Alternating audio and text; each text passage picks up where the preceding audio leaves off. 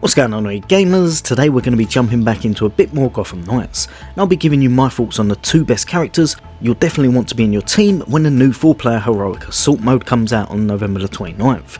So if that interests you, stay tuned, that's coming up next.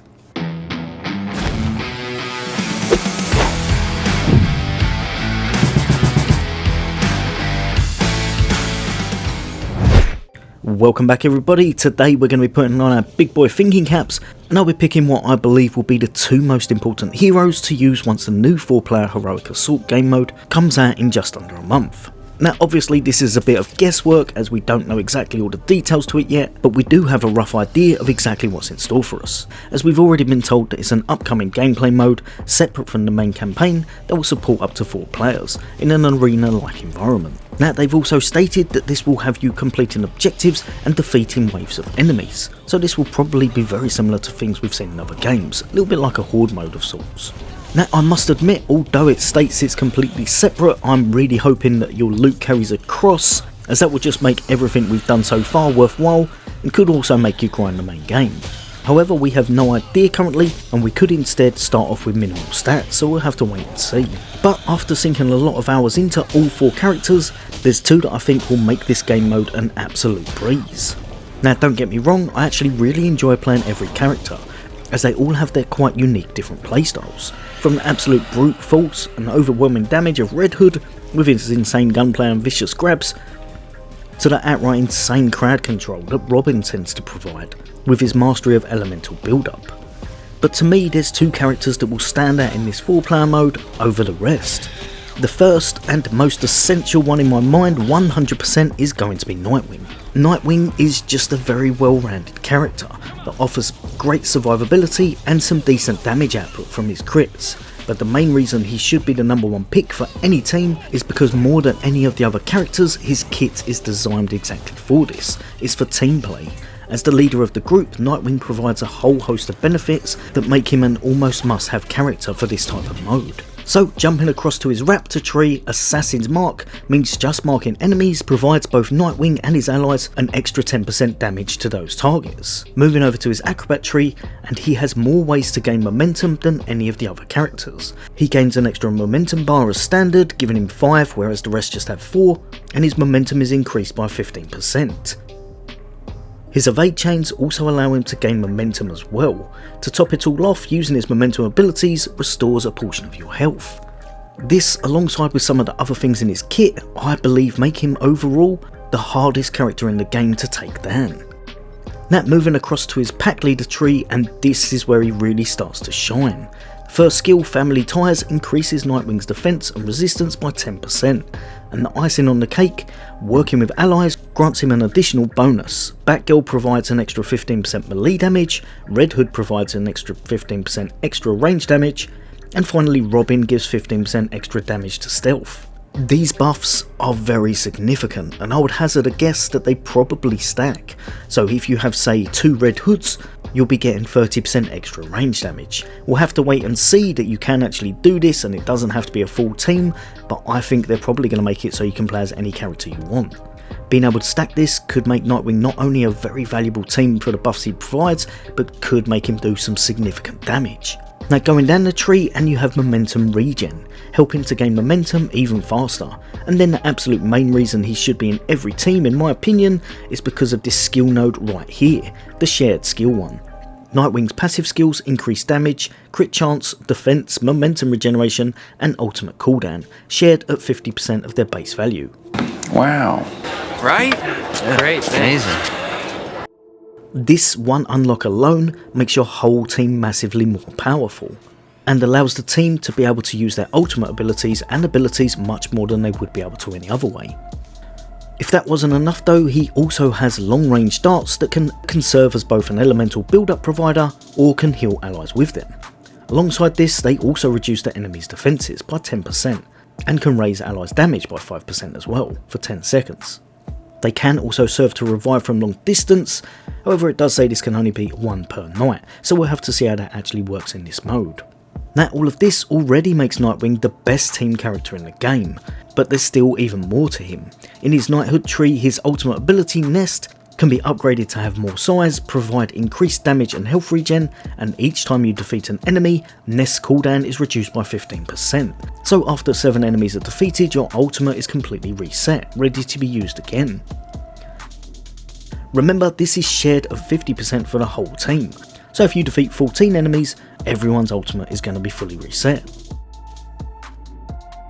Finally, jumping over to his abilities, and he has an abundance to bring to the team. A lot of these are worth using. For single target, shotgun darts can break guard and then be used again for massive single target damage. Elemental shockwave deals really good damage in a kind of line effect. And for AoE, his insane whirlwind attack can slice through enemies like they're butter.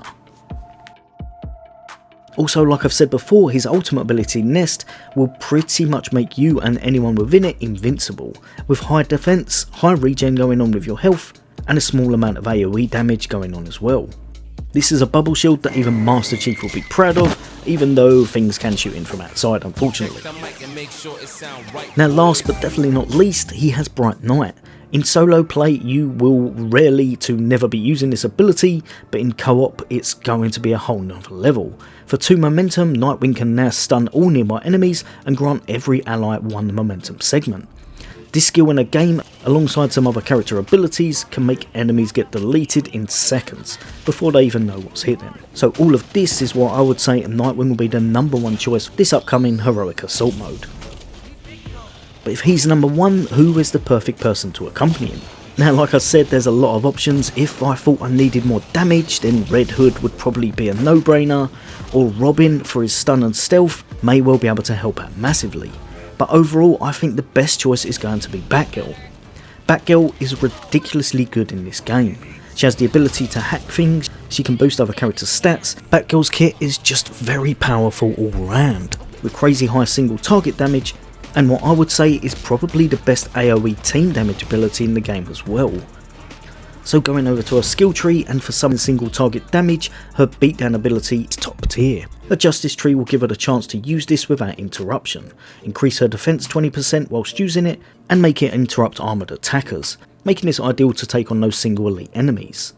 Moving across to her grit tree, and Batgirl can pick up not 1 but 2 self-revives, making her absolutely amazing at surviving encounters, which again works hand in hand with her last unlock in this tree, Sense of Victory, which also allows her to regain 4% of her health when defeating an enemy, or 8% with a grab strike or takedown. Jumping across to her Oracle tree, and this is where any objective should come into play, should they need to be completed. She can disable a lot of devices in the game, or become completely undetectable to them.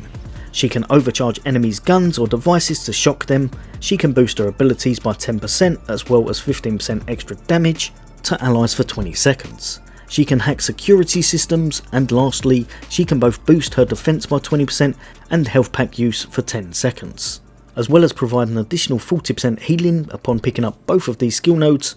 And then when she pops a health pack, rather than it just applying to herself, it also applies to anyone near her on her team. This, alongside Nightwing, means that your team should be constantly full up with health.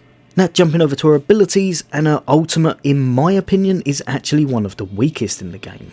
The damage is very minimal, so you won't really be using that. Instead, when she calls in her drone, this is going to shoot the enemies, but the main reason we're going to be using it again is for that healing effect for 30 seconds. This ultimate can be helpful for a little bit of damage, but I think it's much better used for survivability purposes.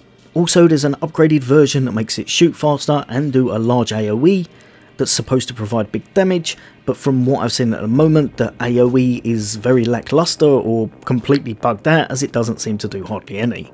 However, her other abilities are going to be what makes her stand out. Adrenaline Surge is going to increase her damage, crit chance, crit damage, and defense by 20%, and elemental build up by 50% for 12 seconds. For 1 bar, this one is actually amazing, and when lined up with some other abilities, can really dish out some damage. Her beatdown ability, like I said, is just one of the best single target ones in the game for elite or boss damage, which will take off a big chunk of their health bar.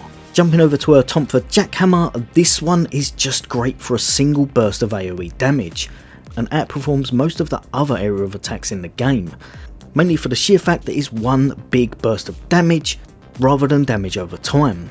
Some of the other abilities in the game, like Robin's, look amazing, but I found enemies tend to get out of it after a little while, whereas with her, you jump in, do the effect, it will do a massive bit of damage and then you're out to do whatever you need to straight away.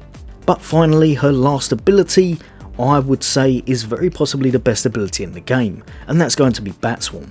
This ability unleashes a swarm of bats, dealing damage over time, inducing fear, and protects her from most damage. However, the thing that it doesn't state is that this actually applies to your team. As long as they're close range, it goes straight onto them as well. Now, I have no idea if this is a bug or intended, but if it is intended, it means that the tick damage of 4 of your characters doing this against pretty much anything running at you is going to overwhelm them, and you'll be able to tear through everything like they're not there. Whilst you're doing that, your defense is heightened, meaning you're going to take significantly less damage. And of course, if you are in a group with Nightwing, he's going to be able to provide you with momentum very, very well. So you should be able to pop this pretty much over and over again. Of course, any Batgirls in your team are also going to give 15% extra melee damage to your Nightwings, so I would say these two hand in hand are absolutely devastating. And if you can pair them up, or if you can get a couple of each of them, which I'm really hoping you can do, then that could be an absolute game changer. As you'll be able to boost momentum very, very high, you're going to have ultimates going off that's going to fully regen your health over and over again, and like I said, you're going to be able to provide yourself with more defense and more damage than you're probably going to need to take out anything coming at you. Now remember, this is a little bit of kind of theory crafting at the moment as the game mode isn't out, but I'd say these two work hand in hand together ridiculously well, and for anyone that wants to get through that game mode fast, I'd probably say these two heroes are the ones to watch out for.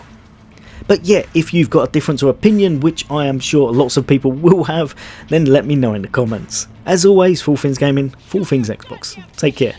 I'll see you on next day.